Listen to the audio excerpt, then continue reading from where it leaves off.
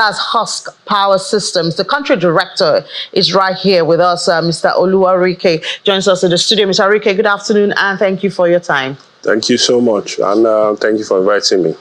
Great. So, well, the truth is, this doesn't come as a big news to a lot of Nigerians, and that's because, I mean, we have Siemens projects that is supposed to give us power. How many years is that now? And we don't see anything. So a lot of people will ask, so why is this different? How is this really going to be implemented to actually touch the life of the people? You're talking of mini grids and all of that. So you are the one in partnership with the federal government. Tell us how this is supposed to work. I think for us, this is reaffirming our commitment to the country. Nigeria is the world's largest off-grid market, meaning we have the most people without reliable access from any grid.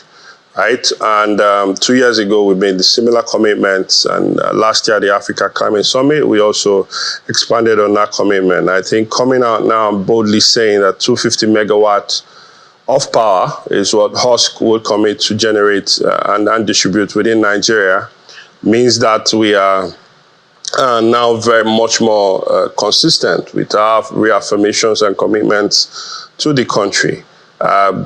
Question, do mini grids work? Yes, they do. We are now over 20 plus mini grids in Nasarawa State and expanding to other states within North Central Nigeria in the next few months.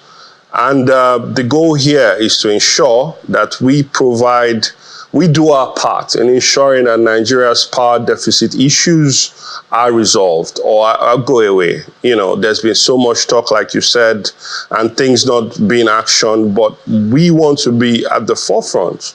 You know, there's a solar revolution or renewable energy revolution going on. The REA for the last few years has been very, very deep in implementing a lot of policies and actions to ensure that more and more Nigerians come out of energy access deficit. And we want to support that. That is what we are saying essentially. So tell us how this works.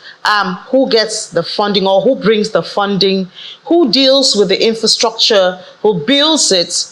And then how do we get the people? Because I'm sure the people will have to pay for this electricity at some point. Help us understand that.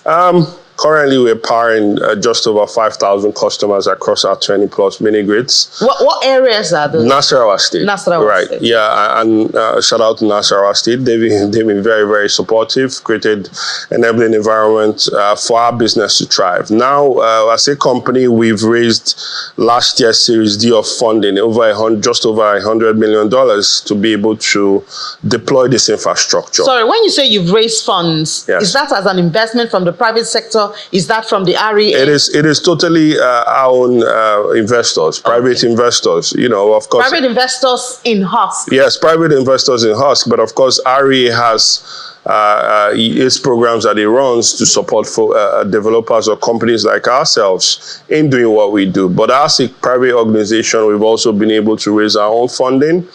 And with that funding, we're able to build, own and operate our own mini grids. What it means is that we'll put the infrastructure there, we own the assets, and then we'll go ahead to operate it to ensure that our customers have reliable power. And with that, so is a, brief description is a plant, and then of course is a distribution network within a small community of say 3 to 5 kilometers stretch. And then we go ahead to meter the customer. So there's a lot of transparency. Smart metering, we use smart metering solutions that ensure customers only use what they pay for, right? And that's how it works. So we've essentially created a power system that works. But beyond that, we're also interested in what services in those communities that the power that we provide can support. So we are more or less an energy services company providing power, and on top of that, supporting healthcare, agro-processing, e-mobility, and even irrigation and other services to ensure that these communities are using power for the right things to ensure that to make their communities continue to grow. What has been your experience when it comes to issues of power theft and payment of bills? I mean, if if we're still screaming up Nepal at this point, then this must be a very, very tough job. And it is. But it is also exciting.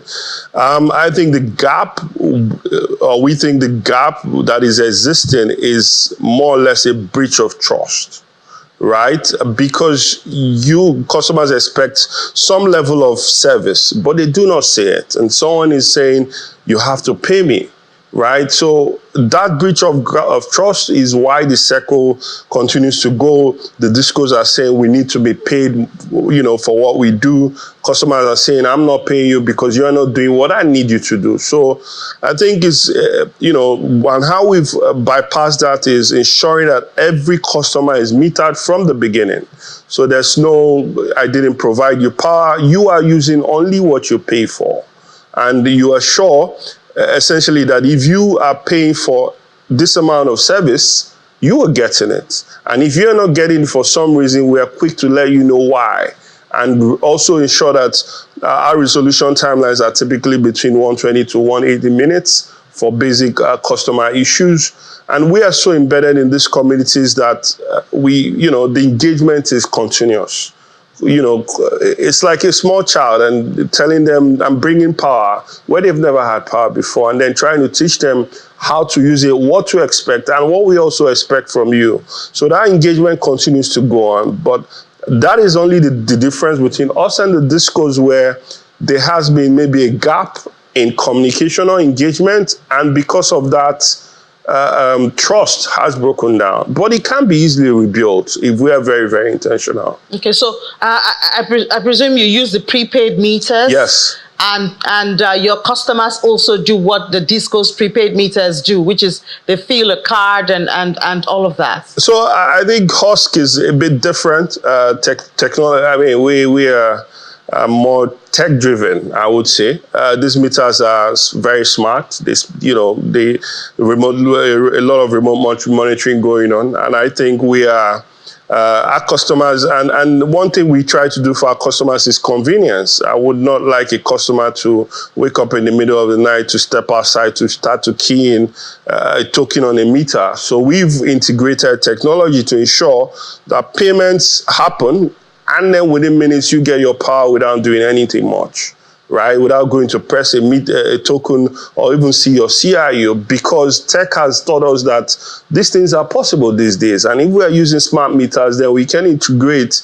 If we have smart meters, and we have in this country 2 unicorn fintech companies who have leveraged tech to scale, then we should also be leveraging the same things to provide convenience for these customers. And that's what we've done as Husk. These meters, are they Nigeria made, imported? We're also trying to grow the domestic, local absolutely, market. Absolutely. The meters right now are imported, but we see a pathway for local manufacturing to step in here. And we're also willing to support that because we understand. We do have a lot of meters manufacturers in Nigeria. Is it that they haven't been able to meet your specifics, or you have just not approached them? I mean, for mini grids, right, which are different from discos, we operate in last mile areas. So how many times am I going to be able to go there? So I need a very efficient and reliable metering solution that ensures that 90% of the time I can remotely do what support the running of the site rather than being there, right? So those are the kind of meters we look for. And if there's any local meter that can do that, of course we want to talk to that person. But what I can tell you today is that the support that we get from the financial service is not imported. It is fully Nigerian, a fully Nigerian company. I want to find a way to integrate, more Nigerian tech companies who can support what we're doing. I think this is a challenge to our Nigerian meter providers. I know I've had conversation with some of meter manufacturers in Nigeria, and they've said, well, it seems sometimes they are being overlooked. So this is a challenge for you to meet up with this demand, with the specifics. To meet up with this new MOU signed by REA and Husk, and this should be one market for you. So, we have to get that out, because these things are all connected. Yes, we're talking of high demand for FX and then a country like yours, a company like yours, it still has need for FX. Do you understand? So if we had that sorted out within the country, that's some of those demand reduced. No, absolutely, for FX. absolutely. I think we are also very, very interested in supporting local manufacturing at any level. So if these things can be done here, why not? And if we see the opportunity to, work with people who want to do it locally and ensure that they're getting it right, we would do that. We're willing to also be able to support them for pilot projects and things like that. Yeah. Is it the REA that chooses the states you work with? Do you approach states, government, or how does it work for you? To know what state you're going to go to? I think, firstly, we're a private business, but the guidance for what we do as a, building mini grids is from NEC, the mini grid regulations of 2016, which is now the mini grid regulations of 2023, recently revised, is what the guidelines say. So, and it is clear what the approach is to approach maybe a community or a number of communities and tell them what to do and where to go from there.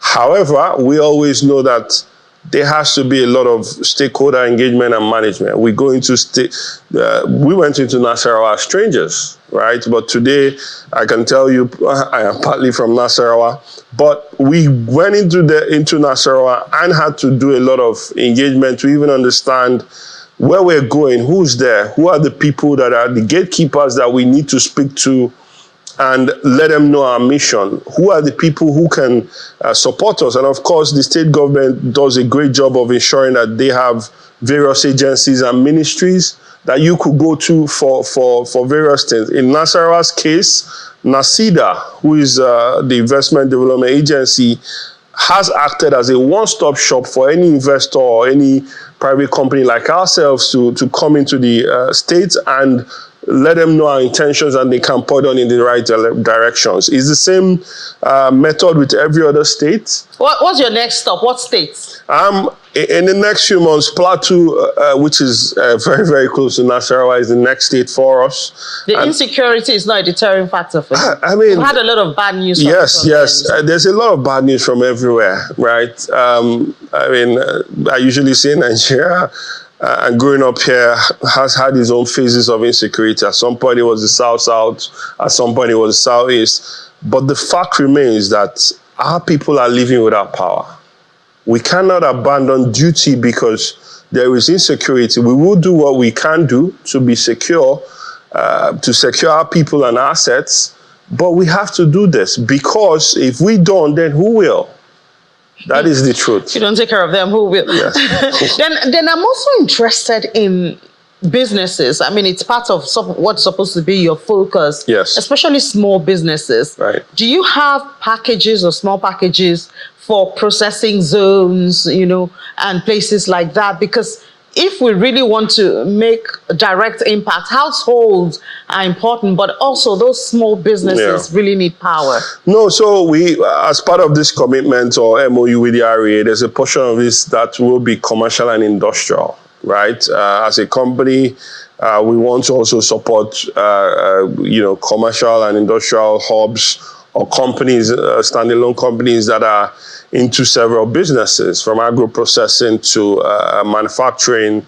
Every business that needs power. We're also keen to support healthcare, and we've also already started doing that because you look at it and say a healthy nation is a wealthy nation, really. And if we are providing power to people without powering where they go when they're ill, then it's a gap. If we're also not powering where they go on a day-to-day to work or to get their income, there's a gap. So we want to ensure that, that cycle of, what we call a platform approach of supporting whatever electricity or energy can support is how we approach our business, essentially. Yes. All right, interesting, and we do hope this will be different, from other projects we've heard of. We know you're active now. You just signed the MOU, I think yesterday or 2 days ago. Yes, yesterday. Exactly. You heard the acting MD for the REA, Engineer Abalu. He said in his statement that maybe we should even take this to 500 megawatts. And I looked and said, so the what you have here is one a private sector player and one a government institution that are both visionary in what we want to do.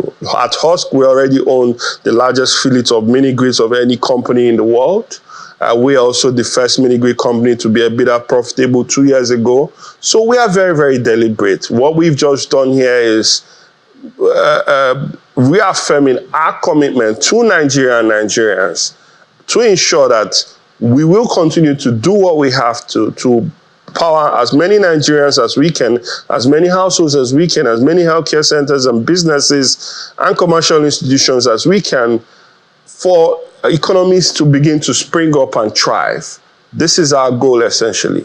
All right, we look forward to that being achieved. Thank you so much, Country Director of Nigeria, Husk Power Systems, Mr. Olu Aruike, for your time. Thank you.